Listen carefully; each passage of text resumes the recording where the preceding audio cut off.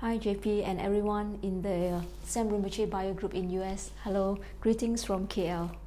I've been receiving many SMSs, very interesting and heartwarming SMSs from all of you guys which Rinpoche has forwarded, and I feel very happy and I think that you guys are doing a great job. Reading all those SMS makes me feel that as if I am also there getting all the first-hand information and stories from all Rinpoche's relatives and friends, and I feel really great, and I think that the book that we are going to produce very soon is going to be great. And yeah, as for JP, I just want to tell you that everything in KL is fine.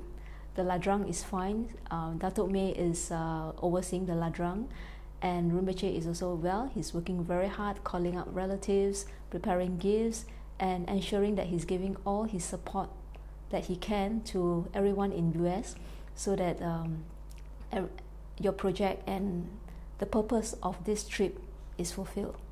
So all the best for the next 2 weeks, and I'll see you soon, and see everyone soon.